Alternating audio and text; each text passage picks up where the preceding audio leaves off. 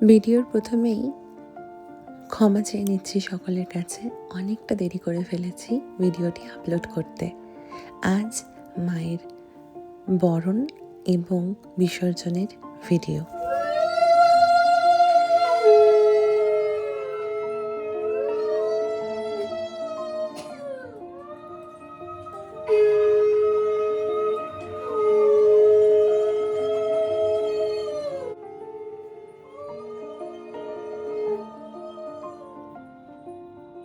কথায় আছে, যে এসেছে তাকে তো একদিন চলে যেতে হবেই। এই কাল কত আনন্দ করে সকলে মিলে মাকে নিয়ে এলাম, আবার একটা বছরের অপেক্ষা। এই আজকের দিনটা প্রতি বছর এতটা মন ভার হয়ে থাকে এবং সেই অনুভূতিটা হয়তো কারোর সাথেই শেয়ার করা সম্ভব নয়। এই সময় দুটো অনুভূতি কাজ করে। এক, মা চলে যাচ্ছেন এবং আবার 1 বছর পর এত সামনে থেকে এত কাছে থেকে মায়ের সেবা করার সুযোগ পাবো। আর দ্বিতীয়, মা তার নিজের বাড়ি যাচ্ছেন। এই দুটোর মিলিয়ে মিশিয়ে এক শক্তি কোথাও থেকে যেন মা আমাদের দিয়ে যান, যাতে আমরা পরবর্তীকালে পরবর্তী বছরটা ভালোভাবে কাটাতে পারি।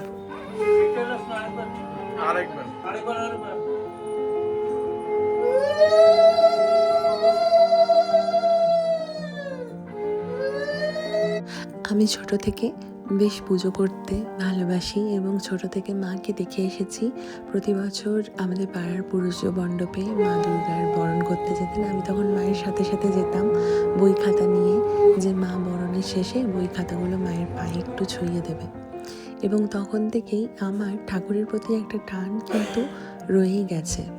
বিয়ের পরে যখন শ্বশুর বাড়িতে মা কালীর প্রতিষ্ঠিত মা কালীর পুজো হয়, আমি প্রতি বছর চেষ্টা করি যতটা সম্ভব আমার ততটা মায়ের সেবা করার, এবং এই ওনার প্রতি আমার এই টানটাই মনে একটি অদ্ভুত রকম শক্তি দেয়।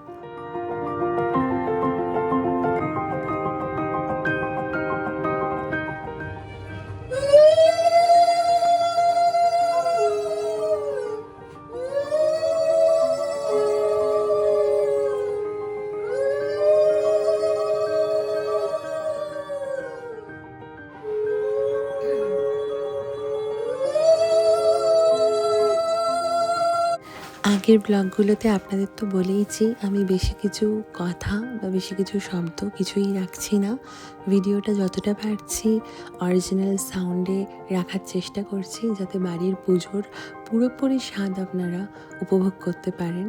আর আজকের দিনে এই ভিডিও এডিট করতে করতেও সেরকম বেশি কিছু কথা বলা যাচ্ছে না, তাই আপনারা ভিডিওটা দেখুন আর কেমন লাগলো জানাবেন।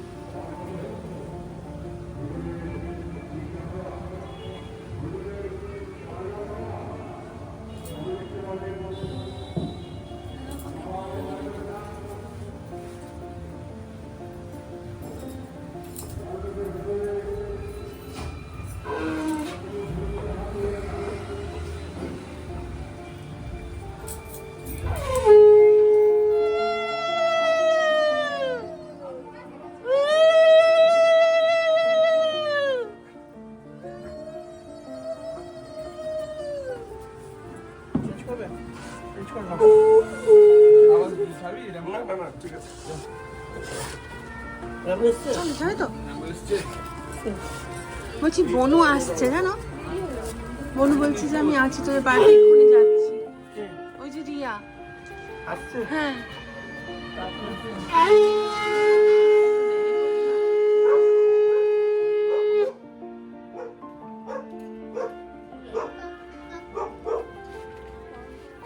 হ্যাঁ এইক্ষুনি হলো।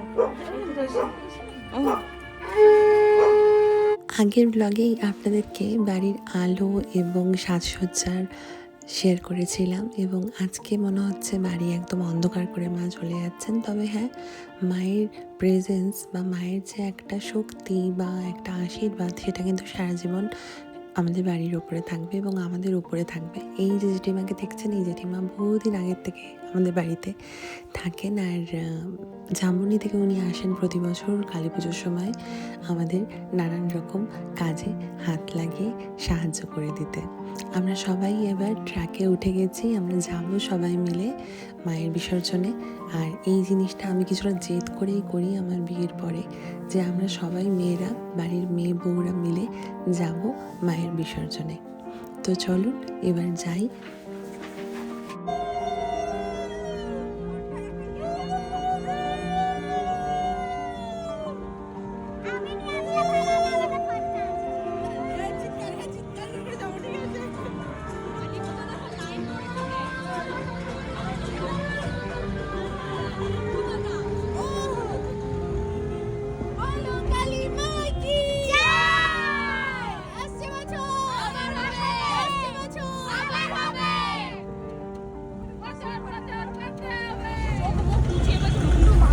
টাকা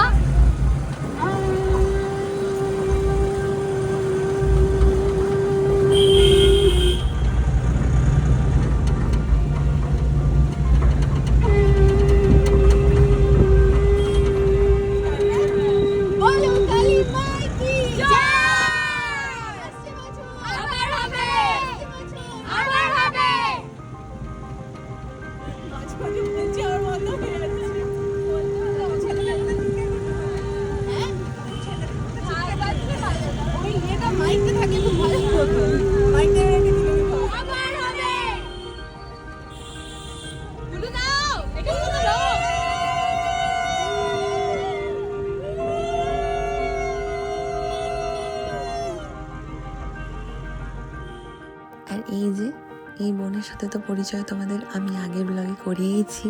ও একটু দেরি করে ফেলেছে আসতে, তাই মাকে নিজের মতো করে আদর করে বিদায় জানাচ্ছে, যে মা যেন ভালো থাকে, আমাদেরকে যেন ভালো রাখেন, এই সমস্ত বলে আমরা চলে এসেছি আমাদের মায়ের বিসর্জনের ঘাটে। এবং এইখানেই আমরা 2-3 বছর ধরে মাকে বিসর্জন দিই। তো সেখানেই সবাই মিলে যাচ্ছি, আর মন সকলেরই ভার।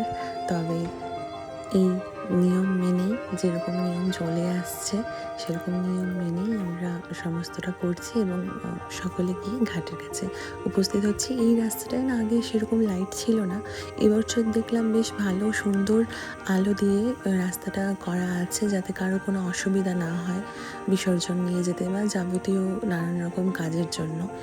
যথেষ্ট ভালো হয়েছে জায়গাটা। তো এখানেই আমরা প্রতি বছরই দিই। আগের বছর এতটা লাইট ছিল না, যদিও আমি সাথে করে লাইট এনেছি, কিন্তু দেখছি বেশ সুন্দর আলো দিয়ে রাস্তাটা কিন্তু তৈরি করা হয়ে আছে।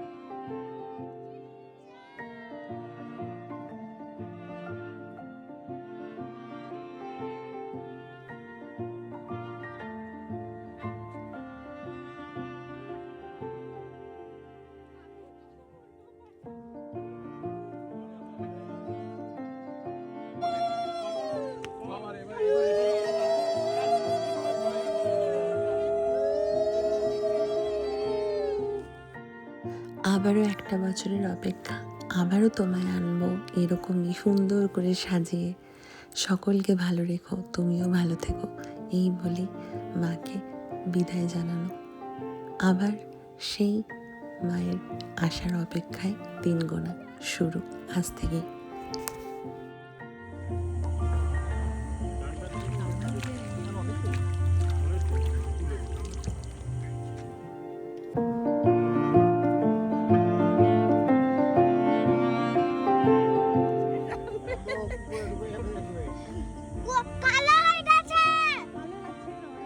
এরই সাথে আজকে ব্লগটা এখানেই শেষ করলাম। কালী পুজোর ব্লগ এবছরের মতো এখানেই সমাপ্ত। দেখা হচ্ছে আবার নতুন কোনো ব্লগে নতুনভাবে। সবাই ভালো থাকবেন, সুস্থ থাকবেন। টাটা।